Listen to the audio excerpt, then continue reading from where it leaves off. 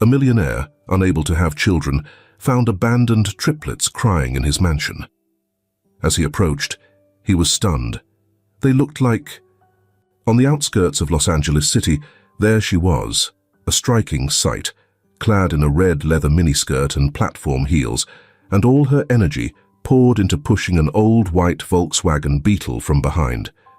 The car's dying engine offered only the faintest wheeze, in protest. "Damn it," Mary muttered, caught between frustration and exhaustion, as the car barely budged a few inches before seeming to root itself to the ground.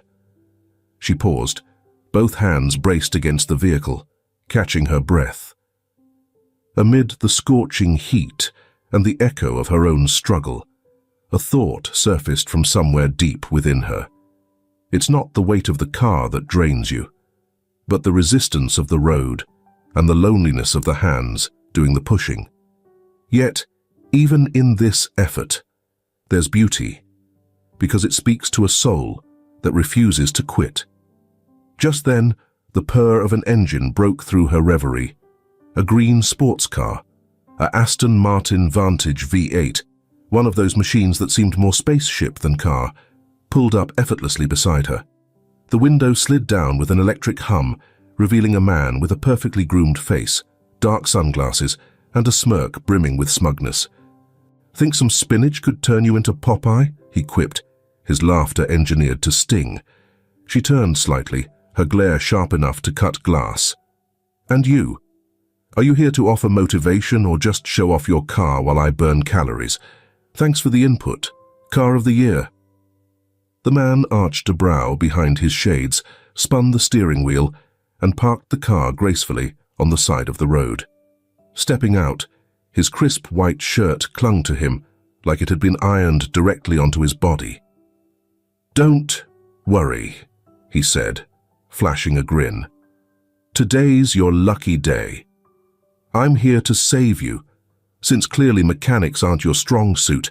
As a woman, of course. No need for those heels to suffer more than they already have on this road." She crossed her arms, giving him a once-over with a biting smile. What a relief. Nothing like a modern gentleman to remind me of my incompetence while swooping in to save the day. As my grandfather used to say, help that humiliates isn't help. It's just an excuse to feed someone's ego. He ignored her jab, chuckling as he strolled to the front of the Beetle. With an over-the-top flourish, he popped the hood like he was unveiling the mysteries of the universe. It must be some mechanical nonsense, probably a beast to you, but a piece of cake for me. "Sure, seeing is believing," she replied, with a tone that dripped with sarcastic applause. He leaned into the engine, fiddled with a couple of wires, and in the process of trying to fix something, a sudden spark lit up the space, followed by a deafening bang. A dark cloud of smoke billowed out, swirling like his now bruised confidence. "Oh my God, what did you just do? You know what my grandpa used to say? Sometimes, those who underestimate others end up proving their own shortcomings," she exclaimed, her hands flying to her face. He stumbled back, coughing and waving his hand in front of his face, trying to mask his blunder with a forced grin. "Not my fault you're driving this clunker. If you had a car like mine, this would never have happened." She shot him a furious glare as the smoke from her ruined engine slowly dissipated. "All right, Mr. Know-it-all. Since you just blew up my Beetle, I guess that makes me your responsibility out here in the middle of nowhere. So, figure it out and get me out of here." He let out a heavy sigh, muttering something unintelligible under his breath as he ruffled his hair, clearly regretting stopping in the first place. With a resigned nod, he gestured toward his car parked a few yards away. "Fine, let's go. But don't expect me to open the door for you, all right?" She raised an eyebrow, her look a sharp, unspoken retort. "Relax. Your heroism has its limits. I get it." They started walking toward his sleek green sports car. Despite her sky-high heels clicking confidently against the pavement, she moved with a grace that contrasted his hands in pockets shuffle. He couldn't help but cast a glance back at the small plume of smoke still rising from the Volkswagen, as though the car itself was mocking him. When they reached his flashy ride, he paused, catching her gaze before speaking with his signature irony. "So, where am I taking you, oh damsel in distress?" he asked with a teasing tone, stealing a quick sideways glance at her. Then, with a barely concealed smirk, he added, "Or should I drop you off somewhere more fitting? Maybe a street, where rocking a miniskirt and heels works wonders." She turned to him slowly, her stare so sharp it could have cut through his windshield if it were a weapon. "At her job interview, Mr. Know-It-All," she replied with an elegant sharpness. "Job interview?" He raised an eyebrow, glancing at her sideways. "Dressed like that? I guess it's not very formal." The chuckle that followed was cut off abruptly by her reply. "I'm a model." He fell silent, his smirk fading for a moment. After a brief pause, his mocking tone returned. "Well, you can't be in high demand if you're driving around in that old Beetle." She interrupted him with a choked sob, tears streaming down her face as she confessed, "It's my first modeling interview. It's been my dream forever, even though I'm just a waitress." He sighed, the weight of his earlier words sinking in. Something inside him stirred, a realization.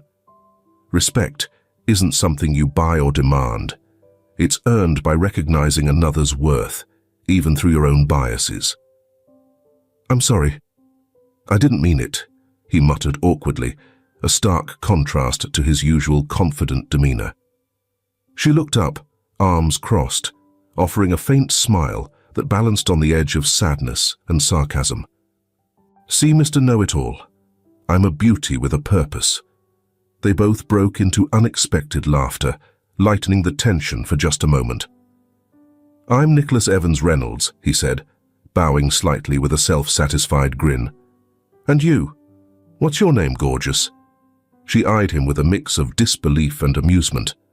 "Mary Belle Stewart." He nodded, as if weighing the contrast. "All right, Mary Belle. I'm at your service. I'll take you to your interview. Just give me the address. By the way, I'm sure they'll hire you. You're the most stunning woman I've ever seen." She smiled, wiping away her tears as she prepared to give him directions. But before she could speak, a shrill alarm blared from the car's dashboard. He glanced at the touchscreen, frowning. "Damn, someone's breaking into my mansion." Her eyes widened in shock. "What are you going to do now, Nicholas?" His smirk returned, tinged with both confidence and determination. "The real question is, what are we going to do? My mansion's close by. We're heading there right now." Sometimes life's fragile moments weave destinies together with threads of purpose and surprise. She opened her mouth, perhaps to object, but the words caught in her throat as the car made a sharp turn.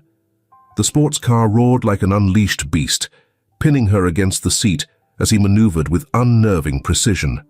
Her stunned gaze stayed locked on him, trying to process what she just heard as the car sped toward the unexpected destination. Minutes later, they arrived at the mansion, a towering structure that loomed like a defiant monument against time and the landscape. He parked with a mix of force and finesse, every movement exuding control. "Stay here," he instructed firmly. "I don't want anything to happen to you." "Why not just call the police? Is it worth risking your life over stuff?" she protested. "The system alerts me first. It's designed that way," he replied. "I don't usually involve the police unless I'm absolutely certain someone has broken in," Nicholas said, his voice steady, but unable to mask the sharp attention in his eyes. "This mansion isn't my main home. I only come here when I need complete privacy. That's why no one else is around." He turned to her, took her hand gently, and pressed a reassuring kiss to it, offering her a calming smile. "I promise I'll be careful." The security system beeped again. Nicholas quickly checked his phone and saw the message. "No recent activity. Property secure." "Looks like whoever it was is gone," he said with a relieved sigh. "I'm going inside." "I'm coming with you," she replied firmly. "You didn't leave me alone out on the road, so I'm not leaving you now." There was no more argument. Sometimes, a promise made in a tense moment carries a weight that feels eternal. Protecting someone you love is as much about guarding your soul as it is about keeping them safe. With a resigned sigh, they walked hand in hand toward the house. As they entered, a strange noise echoed from upstairs, slicing through the stillness. A sound that didn't belong. It was faint, but insistent, crying. Fragile yet intense, it sent a shiver down their spines.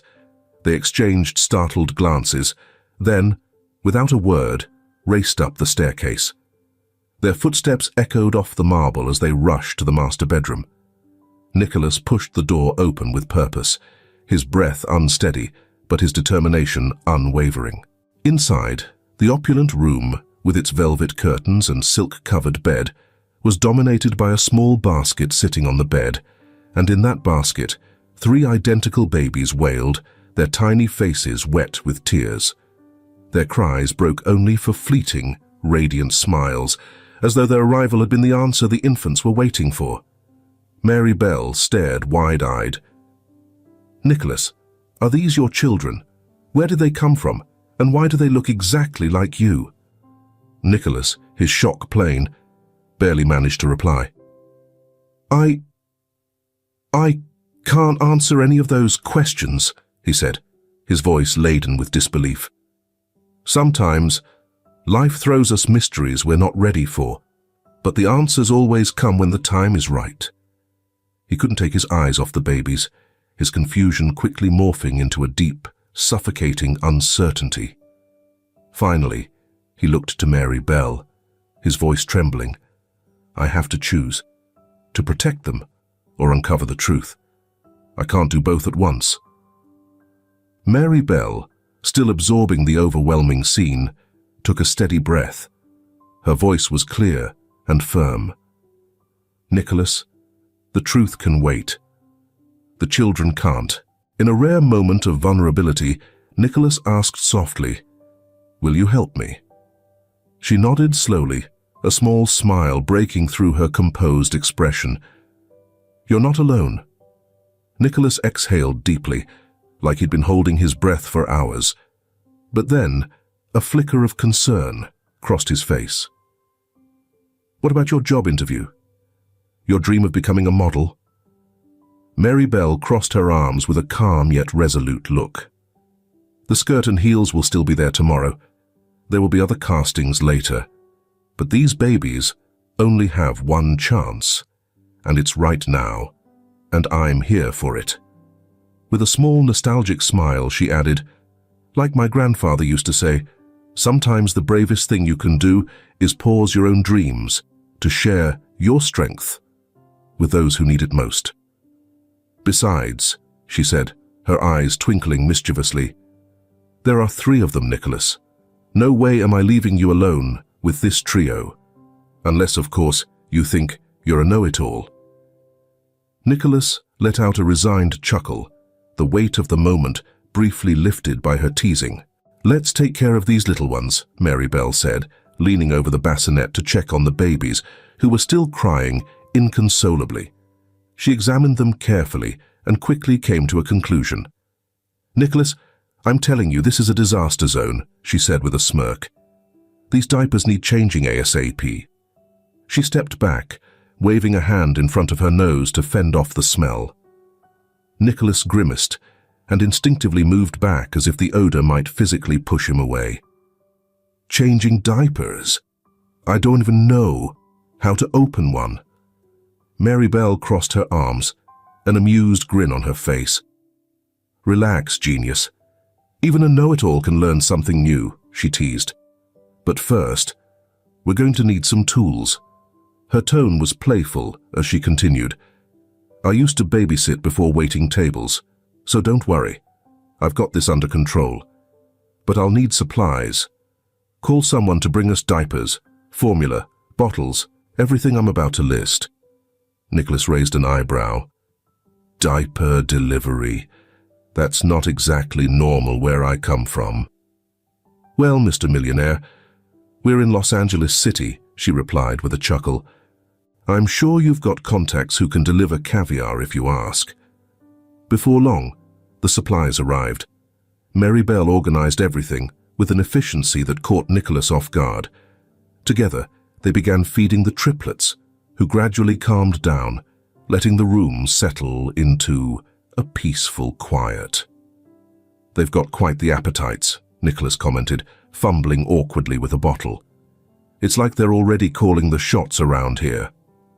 When the babies finished eating, Mary Bell prepared a warm bath for them. Nicholas pitched in, albeit hesitantly.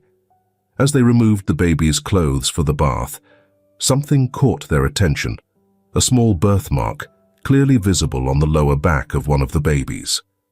Nicholas checked the other two and froze, his face turning pale. Mary Bell immediately noticed his change in demeanor. "What's wrong, Nicholas? What's going on?"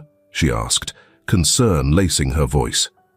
He swallowed hard, his throat tight, and after a brief pause, he unbuttoned his shirt and pulled it free from his pants. Turning around, he pointed to the same spot on his own back. "See for yourself," he said gravely.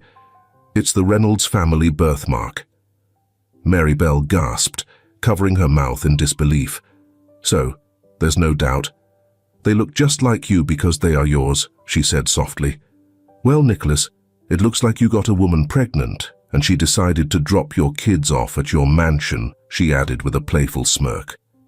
Nicholas's expression darkened, his features hardening into a serious, almost stoic mask.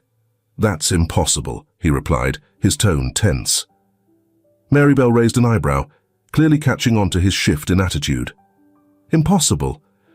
What, did you use some foolproof protection method?" she asked with a sarcastic grin. Nicholas kept his gaze fixed downward for a moment before speaking. "Why am I sterile?"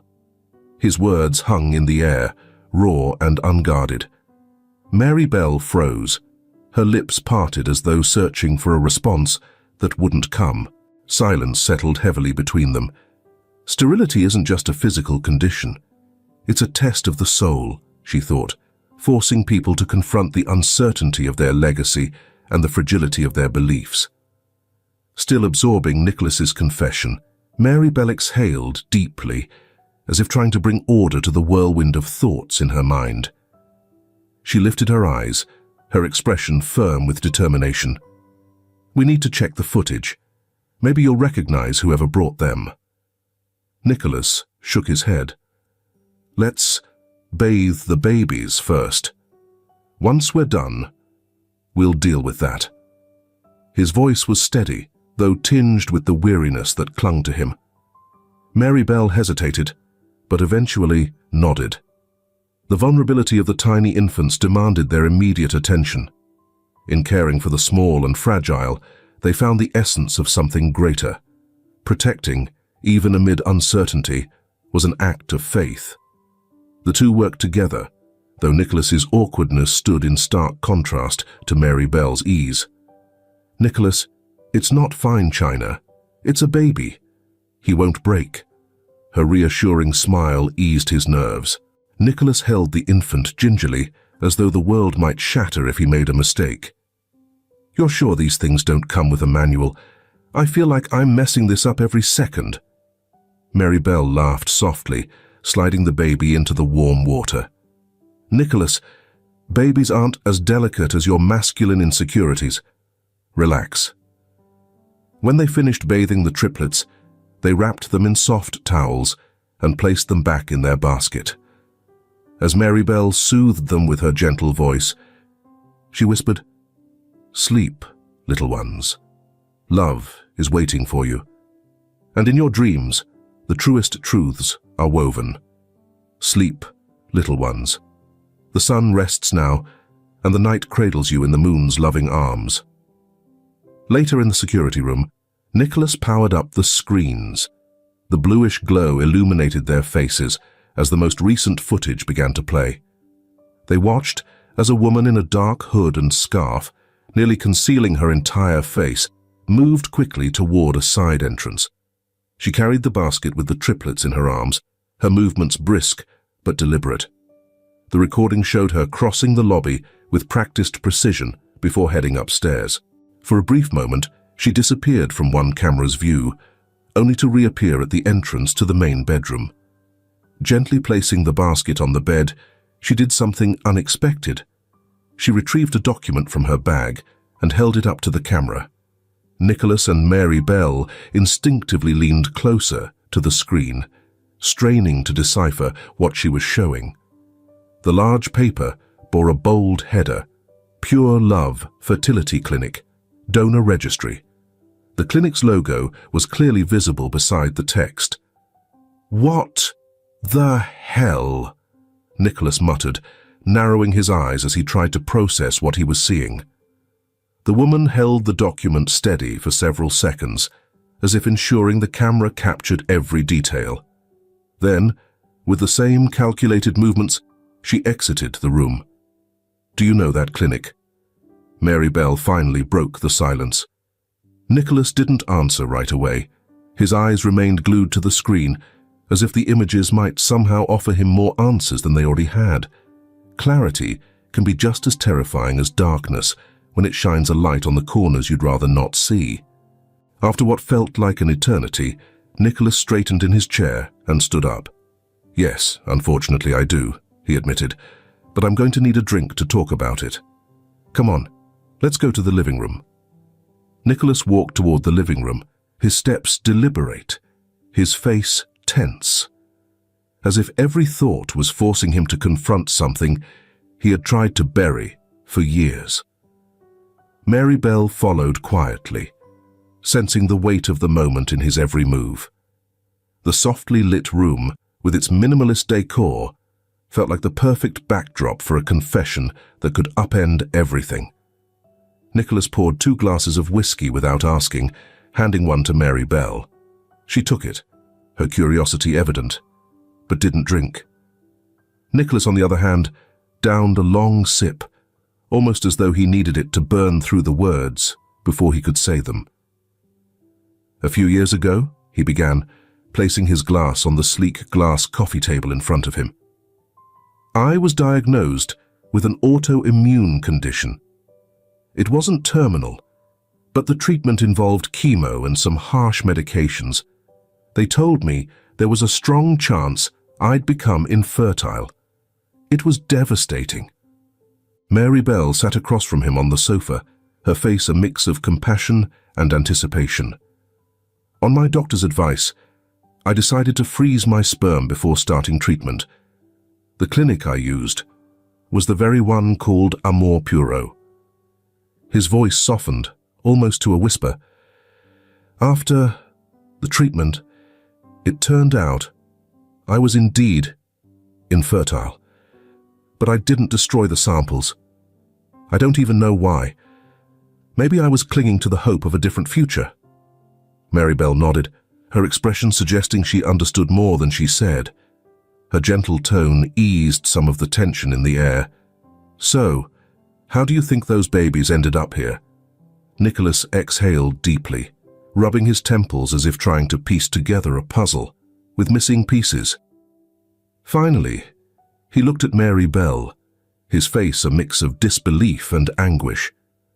"It must have been an accidental implantation, a mistake at the clinic. My sample must have been used in the wrong procedure without the woman knowing. Maybe she wanted children with a specific donor, maybe even her partner. But when the babies were born and they didn't resemble the man she expected, she realized something was off." Mary Bell processed his words silently before asking, her voice balancing reason and empathy. "How could you prove something like that?" Nicholas leaned forward, resting his elbows on his knees, his gaze fixed on the floor, as though it might hold the answers. "The clinic must have records. Details about the procedures, the samples used. That's the only way to figure out what happened." Mary Bell broke the silence that followed with a small, reassuring smile, as if trying to lighten the heavy air between them. As my grandfather would say in a situation as unusual as this, the level of uncertainty about our destination is directly tied to the value we'll find in seeking answers. Nicholas looked up at her, catching the calmness she was trying to convey. I hope your grandfather also had advice for what to do after we find those answers, he said, with a faint smile, though his voice still carried a trace of concern. For now, let's grab something to eat before the triplets wake up again, demanding their bottles. Order something for delivery, but keep it light. I have to maintain this supermodel physique. Her playful comment drew laughter from both of them. As dawn broke, Nicholas, who hadn't slept either, picked up his phone, his worn but determined eyes fixed on the task ahead. He dialed the number of a well-known private detective agency to investigate what had happened at the fertility center.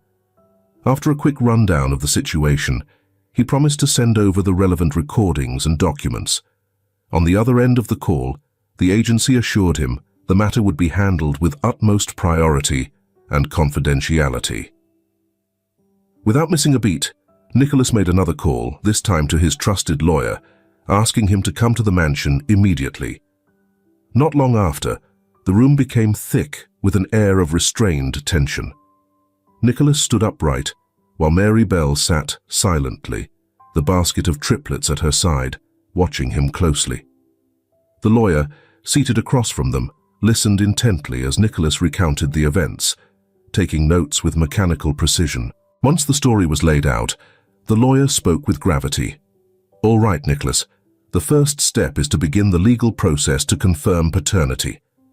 This means requesting DNA tests to establish your connection to the babies. The situation is unusual, but we need to act proactively. Nicholas frowned. Proactively? What does that mean? Because the babies were abandoned on your property, we must notify the authorities immediately, the lawyer explained. Nicholas nodded slowly, trying to process the implications. So I have to inform the police? Nicholas asked, his voice heavy. The lawyer confirmed with a nod. At that moment, Mary Bell, who had remained quiet until then, spoke up, her voice soft yet firm enough to command attention. I don't know why, but I feel like human laws often go against the true spirit of justice, the kind that doesn't need rules to protect what's right. Her words hung in the air, echoing in the space between their legal arguments. Nicholas looked at her, clearly moved by her perspective, while the lawyer paused mid-note, sensing the weight of her sentiment. Nicholas exhaled deeply, running a hand through his hair, ruffling it in a gesture of exhaustion. The forced calm that had settled over the room was shattered when the sound of patrol cars pulling up outside the mansion broke through the tension. The blue and red glow of the lights seeped through the windows, painting the walls with a pulsating radiance that seemed to breathe with each rotation of the sirens, though they were now silent. Nicholas sprang up from the couch, his face a mix of disbelief and panic. Mary Bell, clutching the basket in her arms, pressed her lips together tightly, holding the babies as if her embrace could shield them from the inevitable. The front door burst open with a sharp crack, and two officers, accompanied by a social worker, strode in with purposeful steps. Mr. Reynolds, one of the officers addressed, his tone calm but heavy with authority. We're here to take custody of the children until their legal status is resolved. Nicholas stepped forward, his body rigid as if trying to physically bar their way. The social worker, a middle-aged woman with kind but weary eyes, raised a hand in a placating gesture. We understand how difficult this is, Mr. Reynolds, she said softly, but until paternity is confirmed, the children need to be in institutional care to ensure their safety. Safety? Nicholas interjected, his voice laced with disbelief and simmering anger. What kind of safety are you promising them away from me? They were abandoned here, with me. I'm all they have right now. As if sensing the rising tension, the triplets began to cry, their piercing wails shattering the silence like glass crashing to the floor. Mary Bell instinctively rocked them, her eyes glistening with unshed tears. "Sir," the other officer cut in, his tone sharper, "this isn't up for debate. It's a legal procedure." Nicholas turned to the social worker, his voice dropping to a low, fervent whisper, heavy with anguish. "Look at them. They're just days old. Do you really think separating them from the only people caring for them is right?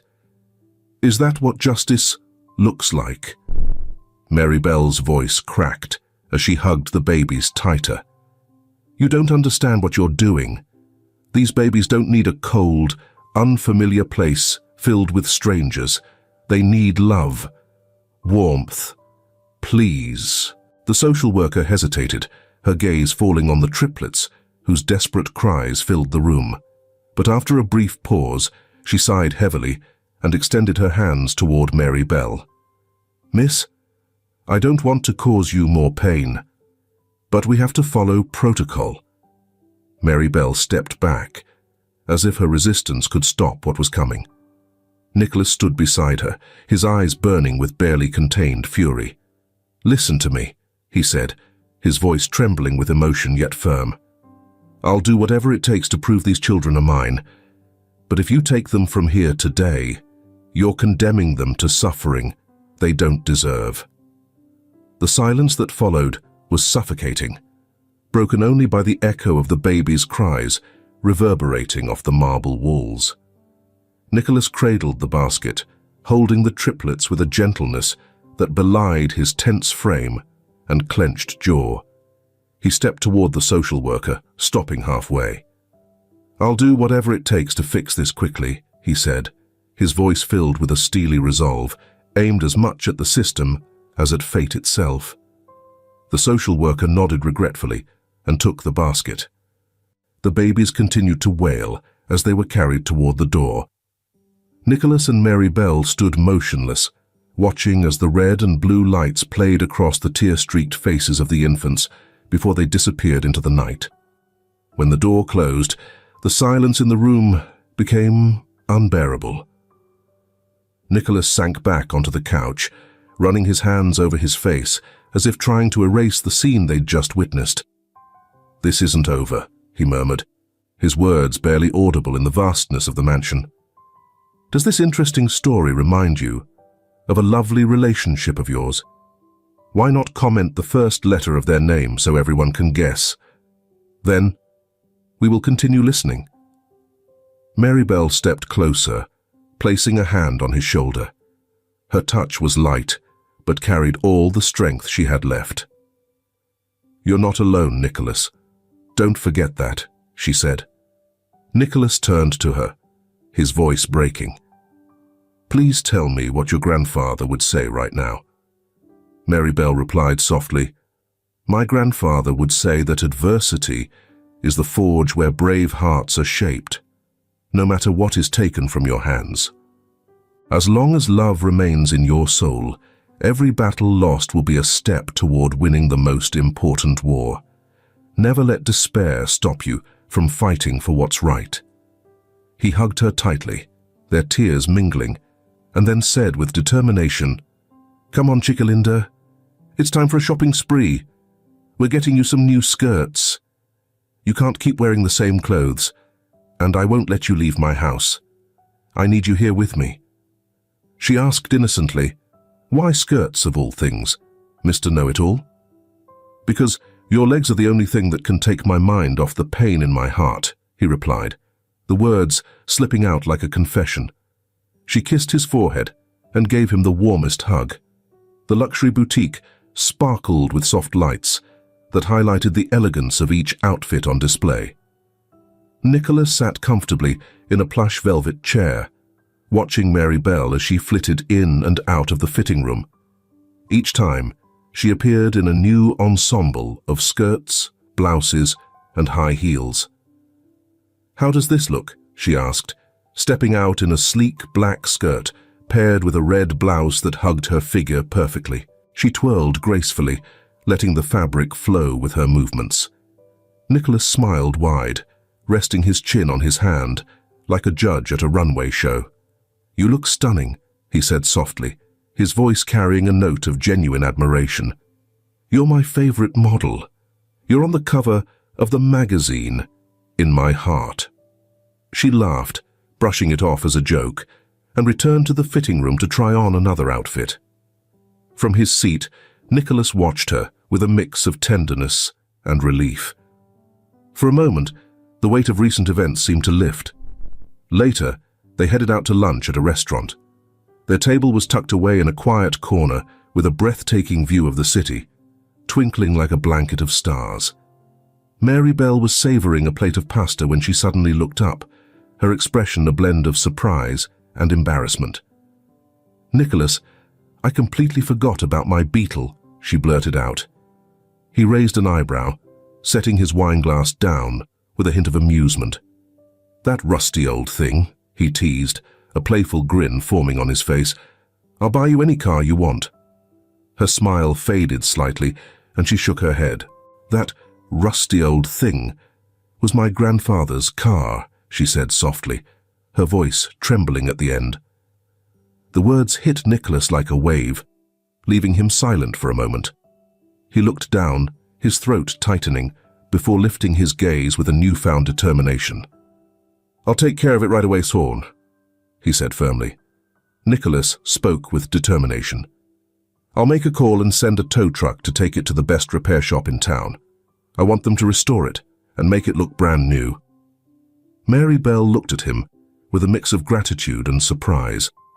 A warm smile spread across her face as she tilted her head slightly toward him. "Thank you, Nicholas. You're such a wonderful human being. And a know-it-all," she added playfully. "My favorite know-it-all. Indiscretion may echo the impatience of a heart, but it's also the spark that can ignite authenticity, allowing us to understand each other better." They both chuckled softly. The camaraderie between them felt natural, as though they'd always been part of each other's lives. As they walked toward the car, Nicholas turned to Mary Bell. "How about a walk? I need to clear my head." Mary Bell smiled, a smile so radiant it could light up the darkest night. "Of course," she replied gently. They strolled through a nearby park, and almost instinctively, Nicholas took Mary Bell's hand. She blushed, but didn't pull away. Suddenly Nicholas's phone buzzed. "It's the detective," he announced, putting it on speaker so they could both hear. The detective's voice came through, clear and to the point. "Mr. Reynolds, the clinic has agreed to provide the records related to your sperm sample. However, there's a condition. They require you to waive any intention of filing a lawsuit against them in the future. If you accept, we can proceed." Nicholas looked at Mary Bell, searching her face for confirmation. She nodded softly, her support evident in her eyes. "Do what needs to be done. Proceed immediately," Nicholas said, his tone firm and resolute. He ended the call, and with a sigh of relief, resumed walking alongside Mary Bell, still holding her hand. That simple gesture seemed to ground him in the midst of the chaos. "Your grandfather would probably have a saying for all of this, wouldn't he?" Nicholas asked, smiling faintly. "Of course," Mary Bell replied, laughing. "I memorized all his lessons as a child. It was his greatest legacy, apart from the beetle, of course." She added with a laugh, "A child born through science carries not only their parents' legacy, but also the memory of a faith bold enough to challenge the boundaries of time and nature." A few hours later, Nicholas's mansion felt quieter than ever. The absence of the triplets, taken by the authorities, left the grand home feeling hollow despite its opulence. Nicholas and Mary Bell sat together in the living room, sadness cloaking them like a heavy blanket. The silence was broken by Nicholas's phone ringing. It was the detective again. "Mr. Reynolds, we've confirmed everything regarding the clinic's case." The detective's voice was steady and clear. They admitted to an error in implantation. Your sperm sample was mistakenly used for a patient who intended to conceive children biologically, hers and her husband's, who is African American. When the triplets were born and clearly Caucasian, the mistake became obvious. Nicholas took a deep breath, trying to contain the whirlwind of emotions. "What did you find out about the mother?" he asked seriously. "The biological mother is the woman who came to your mansion and left the children," the detective explained. "Our investigation shows she was outraged by what happened. It seems she decided to leave the triplets with you and fled the country with her husband that same day to seek assisted reproduction in Europe. It doesn't appear she has any intention of returning or getting involved in the case." After ending the call, Nicholas immediately called his lawyer to relay the update. "Nicholas, this changes things in our favor," the lawyer said. "With the biological mother out of the country and no custody claim from her side, the case now revolves solely around proving they share your DNA, that you are their father." Days later, Nicholas's office felt unusually cold. Standing in front of Mary Bell, who wore a stylish new skirt, Nicholas clasped his hands tightly together, his knuckles white with tension. "Are you not going to open it?" she asked softly, her voice barely more than a whisper, breaking the heavy silence in the room. Nicholas shook his head slightly, his eyes fixed on the envelope, as though it might explode with the slightest touch.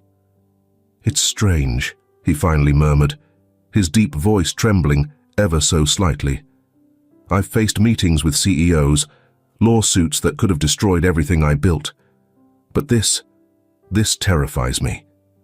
Mary Bell stood up slowly, moved closer, and placed a steady warm hand on his shoulder. "Nicholas, whatever is written on that paper, it doesn't change what you feel for them. That's already clear in how you've looked after them, how you've cared, and how you're still fighting for them now. Like my grandfather used to say, laws and papers may change, but what you build with your heart and hands lasts forever." Nicholas looked up at her, searching for strength in her gaze.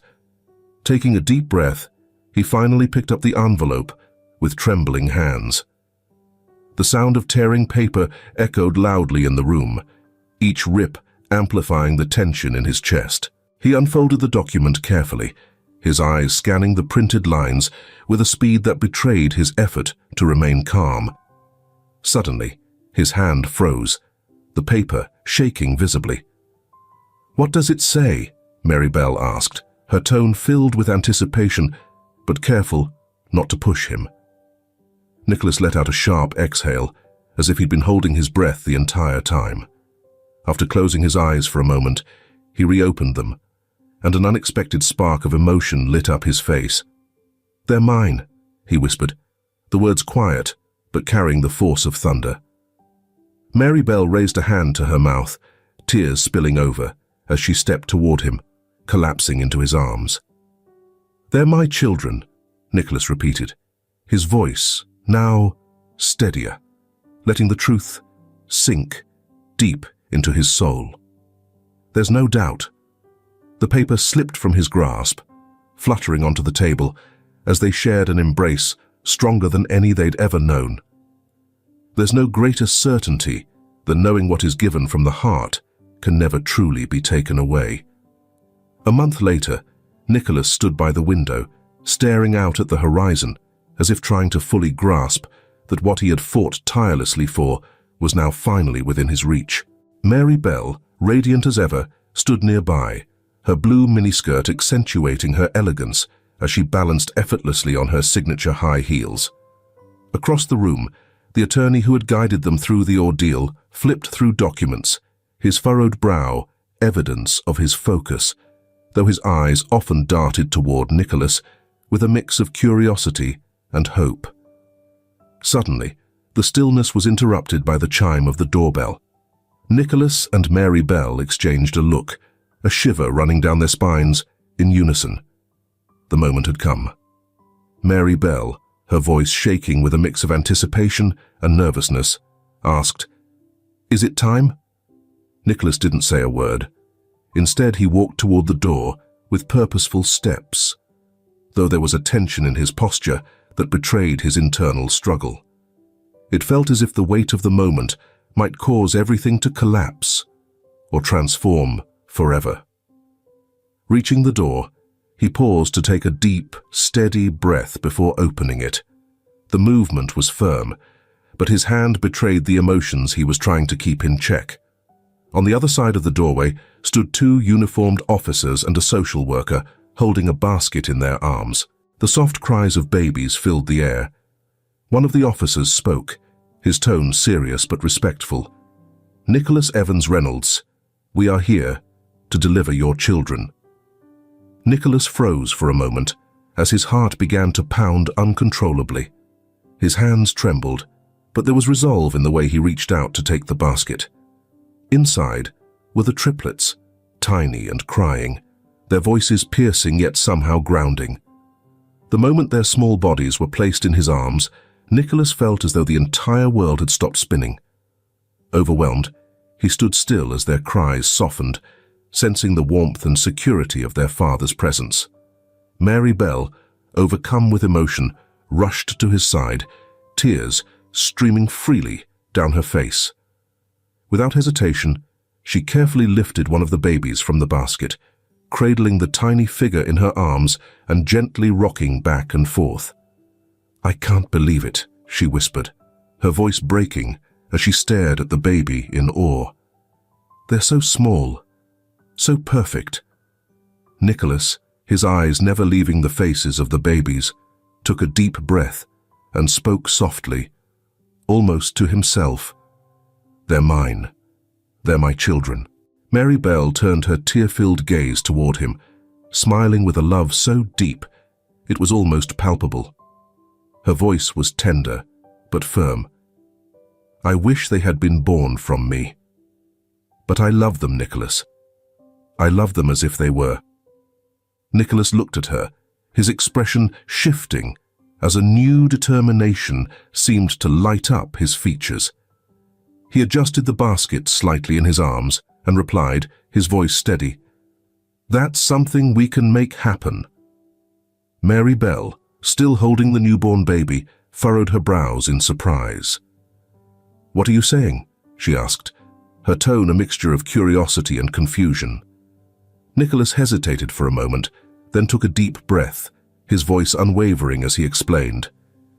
"There's more of my sperm stored at Pure Love Fertility Clinic. The detective verified it for me.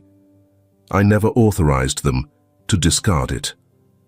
For a moment, Mary Bell stared at him, processing his words. Then she laughed, her tone light-hearted as she tried to brush off the seriousness of his statement. "You're joking, right? You're always so full of surprises, Nicholas." She chuckled again, but her laughter faded as she noticed the unflinching seriousness in his expression. She stopped. Her smile faded, replaced by a growing realization. Nicholas's voice softened, though it carried a weight of certainty. "I want to build a family with you," he said, locking eyes with her. "From the moment I saw you pushing your old beetle, I told myself, even in my arrogant way, that woman is going to be mine." He paused, his gaze unwavering. "Mary Bell Stewart, will you marry me? Will you help me give these triplets more siblings, all with the most wonderful mother in the world?" Mary Bell gasped, her heart racing as tears of joy spilled down her cheeks.